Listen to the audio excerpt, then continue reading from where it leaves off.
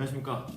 예, 정경유착의 이건입니다. 네, 안녕하세요. 문서진입니다. 네, 오늘은 지금 3월 1일 이런 날임에도 불구하고 우리 칼럼니스트 분과 함께 또 시간을 내서 또 만들어 봅니다. 네.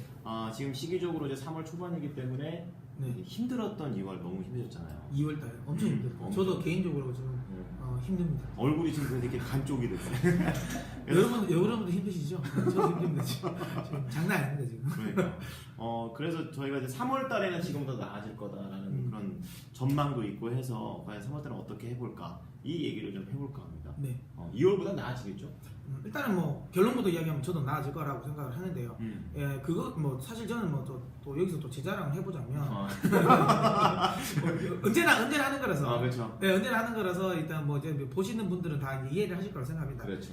제가 이제 제 TV 방송에서도 많이 이야기를 한 것처럼 제가 원래 전체 이제 시장의 흐름을 예상을 해드렸을 때 네. 2월 달에 한번 흔들릴 거라고 제가 이야기를 했었거든요. 맞아요. 엄청나게 강조를 많이 했습니다. 근데 맞아요. 그게 이유가 연준 의장이 교체되면서 정확한 이유도 통화 정책에 대한 불확실성 때문에 시장이 흔들릴 거라 그랬는데 그러니까 요즘 나오는 그 이유예요. 네, 딱 그 이야기가 지금 이슈가 되면서 흔들리는데 네. 그래서 이제 그때도 당시 이야기한 것처럼 2월 달에 좀 조심해야 된다. 근데 중요한 그럼 3월 달은 제가 이제 이야기를 한 것처럼 이제 완화가 되는 시기다라고 봅니다. 그러니까 꽃바람 다 좋아지는 건 아니고 네, 막 좋아지는 않죠. 막 좋아지는 시기는 4월. 4월. 네, 그러니까 3월 말에서 4월 중순까지. 이거 봄 오는 것처럼 딱 오는 딱 진짜 벚꽃 필 때 제가 보기엔 우리 지금 내 증시도 더 활짝 필 거라고 생각하고요. 근데 이제 중요한 건 그거죠. 그럼 그때 뭔가를 대응을 해야 되냐? 그럼 늦죠. 그러니까 지금부터 이제 해야 되는 건데, 그러니까 제 예상보다는 인 거죠. 그러니까 지금 시장에서 누르고 있는 것 자체가 통화 정책에 대한 불확실성. 그러니까 그거 조금 더 구체적으로 이야기한다면 연준이 금리를 조금 더 빨리 올리지 않을까라는 우려감이거든요. 맞아요. 근데 이게 사실 실체가 너무 없습니다. 그러니까 실체가 없다기보다 시장의 오해입니다. 오해? 예. 요번에 매파적으로 얘기했다고 하도 기사를 내니까 그러니까요. 시장은 과연 진짜 매파적으로 얘기해서 그 기준금리를 엄청나게 빨리 올릴 것인가 이런 거에 대한 얘기가 있는데 근데 그게 아니라는 거죠. 왜? 아닙니다. 명확하게 얘기하면 아닙니다. 왜냐하면 지금 현재 이제 시장에서 매파적이라고 해석하고 있는 이 파월 의장의 하원 청문회가 내용을 다 이야기해보면 그냥 이제 통화정책 보고서에 나왔던 이야기를 그대로 읊었어요. 연설은 단 하나 거의 뭐 토시 하나 틀리지 않을 정도로 거의 그 연설문에 그러니까 보고서에 나와 있는 연설들을 그대로 했습니다. 그렇죠. 그대로 했고 중요한 건 지금 시장에서 약간 꼬투리를 잡고 있는 게 그거거든요. 질의응답 시간에 네. 그러니까 이제 뭐 경기와 관련 근데 이것도 너무 웃긴 겁니다. 그러니까 12월 달에 경기 회복에 대한 시그널을 봤다. 네. 근데 여러분 잘 돌려보십시오.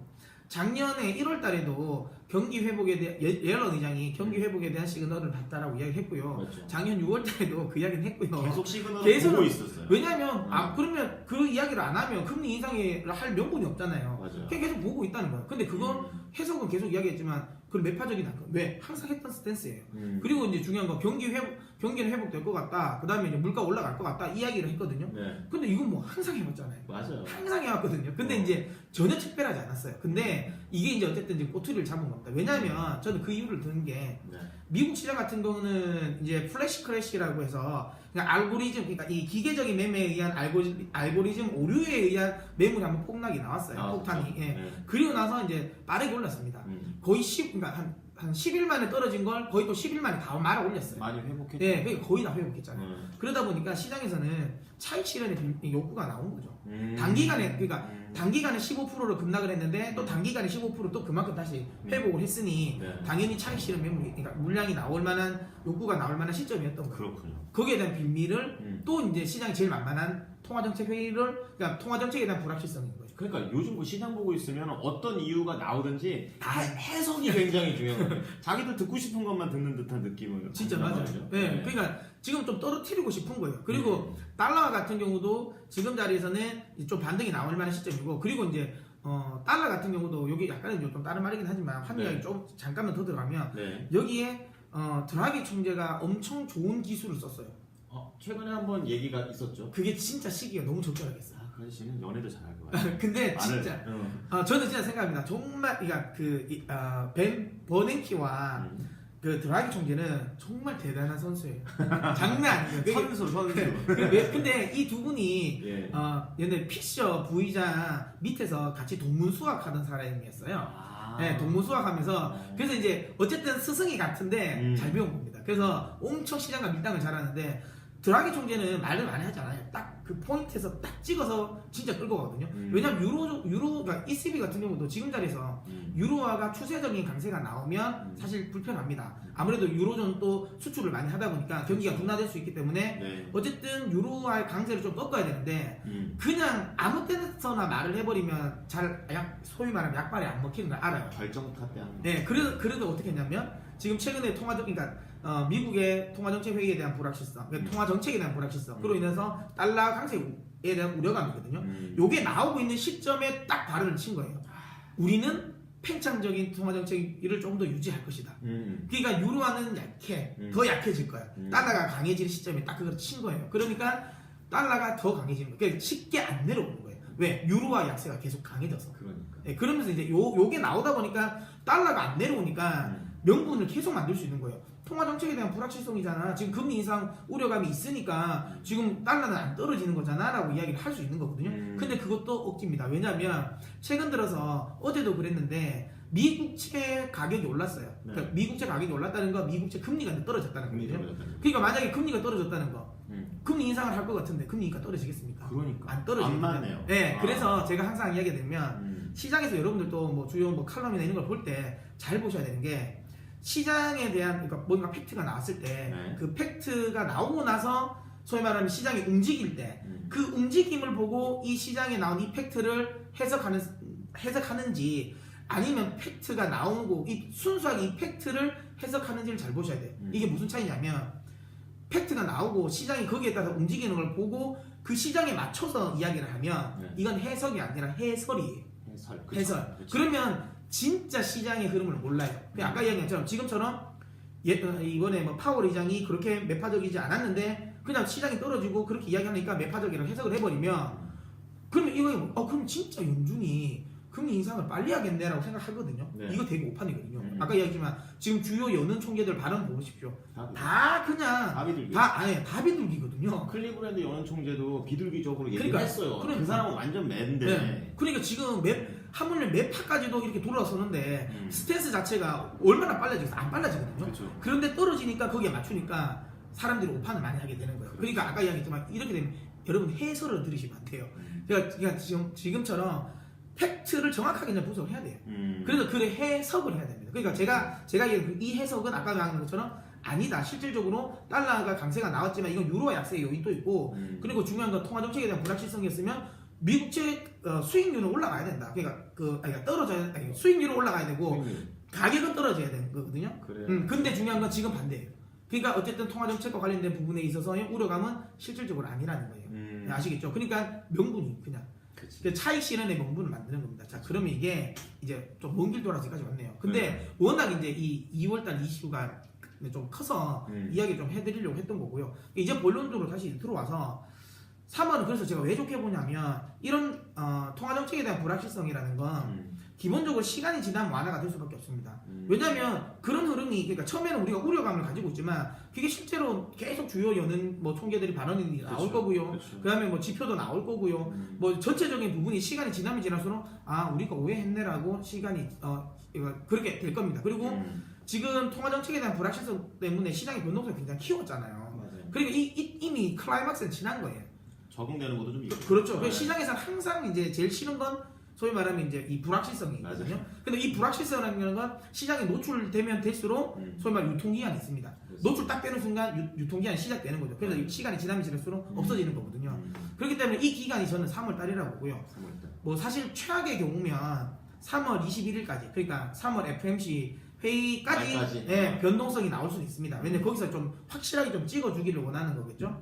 근데 저는 그것보다는 빨리 될 거라고 봅니다. 왜냐하면 이미 3월에 금리 인상을 할 거라고 생각을 하고 있고 시장은 사실 연준은 누구도 연내 4번 하자고 이야기 안 하고 있어요.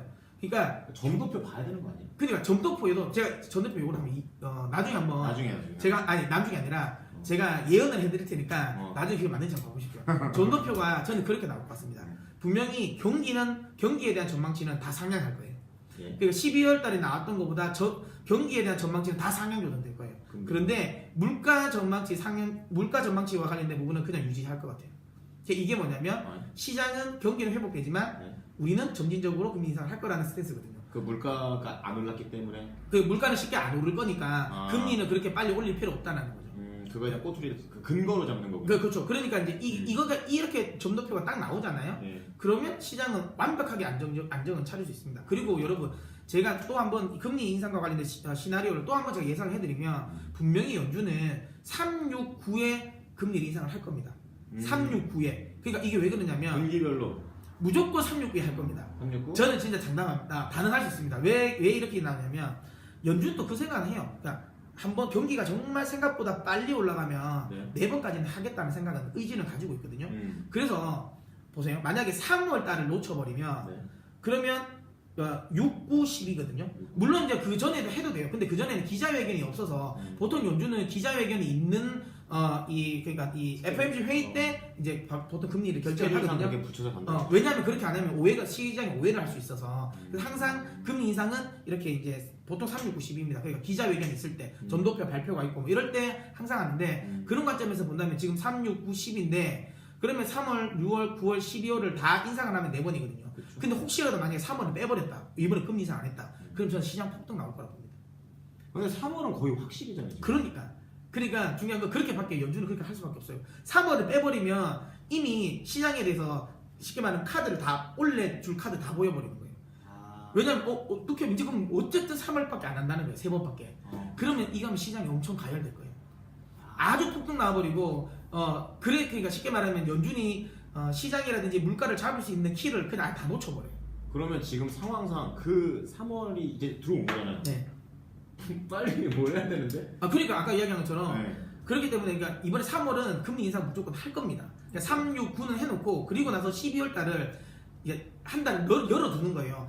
경기 좀 만약에 회복세 보면 우리 한 번은 더 할 수 있다는 걸 여지를 열어두는 거예요. 그래서 3, 6, 9를 할 것 같고 그래서 3월 달에 금리 인상을 하는데 이게 이미 시장이 다 알고 있다는 거예요. 지금 3월 달에 할 거라고 다 알고 있습니다. 그래서 오히려 3월 달 FOMC에서 금리 인상해도 상관이 없어요. 오히려 그래 되면 불확실성 해소가 될 겁니다. 그러면 제가 이야기 드린 거 그러면 결국에는 시장은 오르는데 지수 대형주부터 오를 거예요. 지수 대형주? 왜냐면 지수 대형주부터 먼저 빠졌고 지금 이제 코스피의 소위 말하면 흐름 자체가 코스닥보다 상대적으로 더 안 좋아요. 그리고 항상 뭐든지 그렇거든요. 빠질 때 제일 먼저 빠졌던 데서 들어올 때 제일 먼저 들어옵니다. 그렇기 때문에 그 부분을 저는 IT 대형주라고 봅니다. 다시 예전에 일단은 먼저 그쪽이 단기적으로 먼저 들어올 거예요. 그리고 최근에 미국 내에서 IT 대형주들의 업종이 흐름이 나쁘지 않아요. 상대적으로 강세가 나오고 있고. 근데 우리나라만 약간 그거 덜 따라가는 느낌. 그렇죠. 그게 좀 디커플링 약간 느낌도 나는데 근데 그건 어쩔 수 없습니다. 왜냐면 미국의 주요 IT 업종들은 계속 실적 컨센서스가 상향 조정되거든요. 그러니까 EPS가 계속 상향 조정되는데 우리나라 이제 주요 기업들 특히 IT 업종들이 실적 컨센서스 그러니까 이 EPS 이 상향이 전망치가 좀 떨어졌어요. 최근에 1월달 한 달 만에 한 4%나 하향 조정됐어요. 그렇기 때문에 더 잘 안 들어오는 겁니다.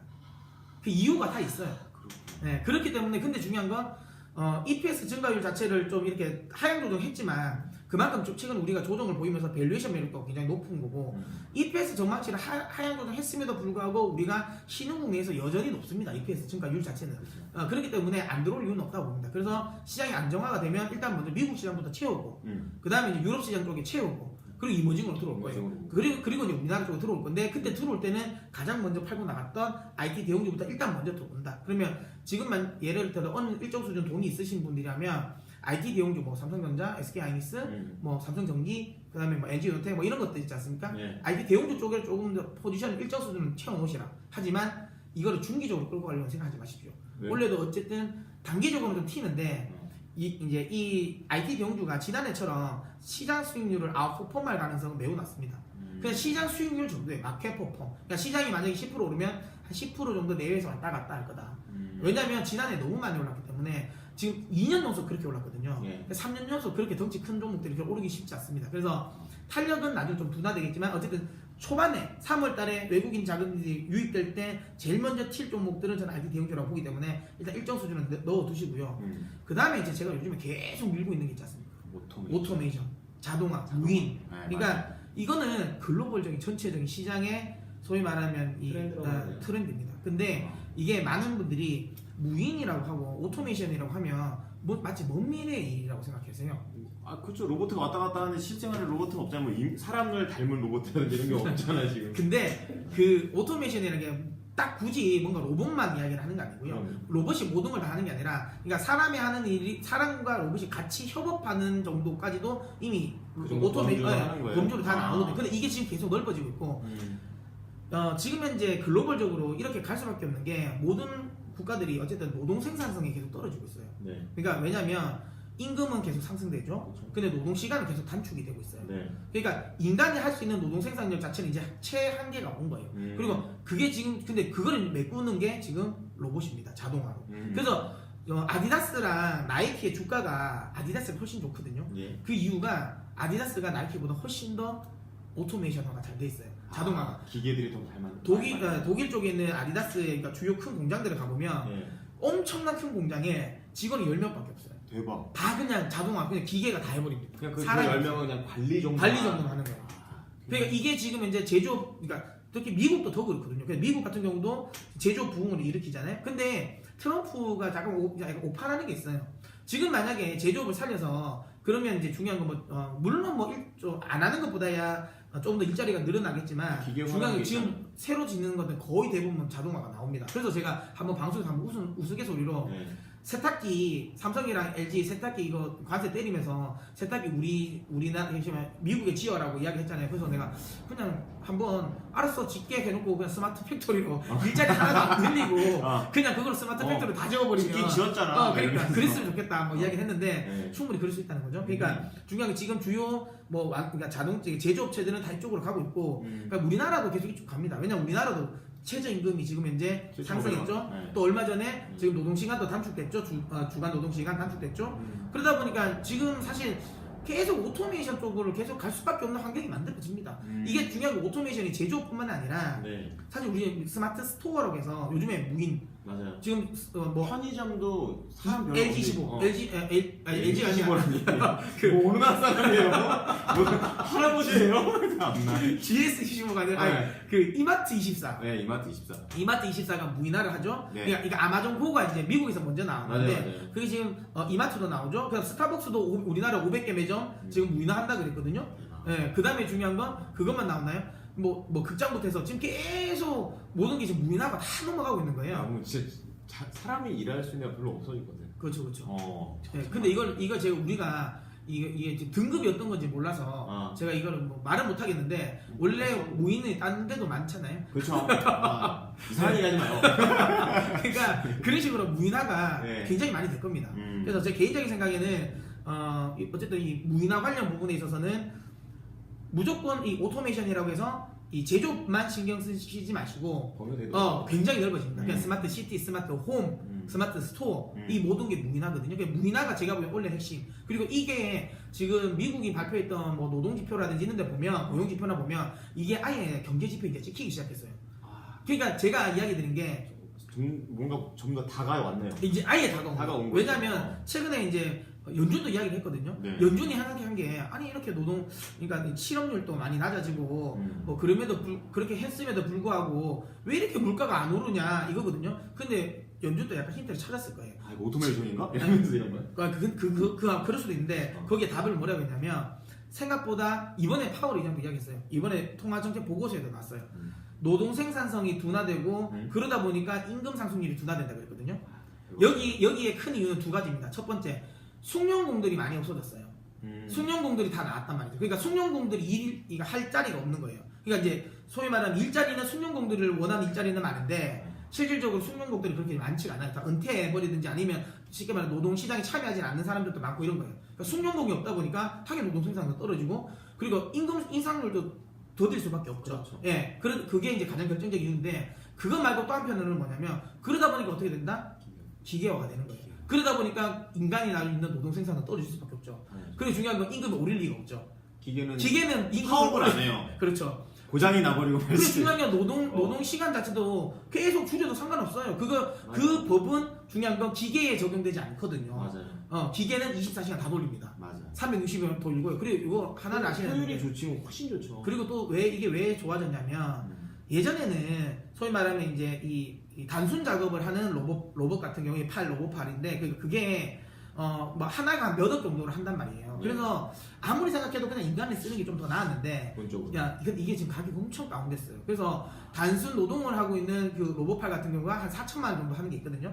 제가 알기로는 그게 그 스마트폰에 이렇게 플라스틱 사출 나와 있는 게 이렇게 떼는 게 있어요. 그냥 진짜 이거 떼기만 떼면 돼. 야, 24시간 내에 계속 뛰는. 근데 떼기만, 근데 그거 원래 사람이 하거든요. 근데 이 부분은 이제 로봇이 하는 게 나왔어요. 근데 그게 이제 떼는 게 그 로봇이 예전에는 돈이 한 억 단위가 나는데 최근에 그 4천만 원까지 떨어졌어요. 많이 떨어졌네. 근데 중요한 건 그것만 떨어진 게 아니라 4천만 원인데 보증 기간을 3년이라고 해요. 무상 보증 기간을 3년을 줘버려요. 그러니까 3년에 4천만 원이에요. 근데 4천만 원. 그러면 괜찮지. 당연히 괜찮죠. 최저임금으로 나오면 아무리 안 줘도 사람을 그게 똑같이 쓰면 2천만 원, 연봉 2천만 원이 넘는데 맞아요. 3년 쓰는 거잖아요. 음. 근데 중요한 건 중요한 건 뭐 점심값도 줘야 되고 맞아요. 뭐 쉽게 말하면 또 휴식도 해야 되고. 뭐 다 해야 되거든요. 돈 한 맞으면 싸워야 네. 되고. 뭐 그래서 많죠. 근데 중요한 건 24시간 또 못 돌려요. 근데 얘는 맞아요. 24시간 돌리잖아요. 아, 졌다. 이렇게 얘기하는데. 그래서 이쪽으로 좀 앞으로 계속 갈 거니까 여러분들은 이게 먼 나라의 미래가 아니다. 그래서 이쪽에서 찾으셔라. 그래서 뭐 무조건 하드웨어 쪽만 찾으실 필요는 없고요. 하드웨어가 그래도 제일 많긴 한데 하드웨어 말고도 소프트웨어 쪽도 많이 찾으십시오. 아까 이야기한 것처럼 무인화와 관련된 그러니까 스마트 스토어와 관련된 이쪽은 사실 뭐 하드웨어 쪽보다는 소프트웨어 쪽이 영역이거든요. 그러면 그 영역을 본다면 뭐 네이버라든지 그다음에 이제 삼성 SDS 같은 거. 사실 우리나라 이제 이 스마트 관련 부분, 그러니까 무인화와 관련된 부분의 솔루션에 있어서의 거의 1등은 제가 보기에는 뭐 삼성 SDS라고 보거든요. 그래서 삼성 SDS도 계속 이번 장에서 한번 모아 보시길 바랍니다. 네. 자, 오늘은 이제 곧이 아니지. 이제 3월이니까 3월 증시 예상과 또 관련해가지고 오토메이션에 대한 얘기까지 함께 나눠봤습니다. 꼭 저희 말만 믿고 하지 마시고 최종 결정은 항상 여러분이 하시는 겁니다. 네, 참고하시고요. 저희는 다음 시간에 뵙도록 하겠습니다. 정경윤 책이었습니다. 고맙습니다.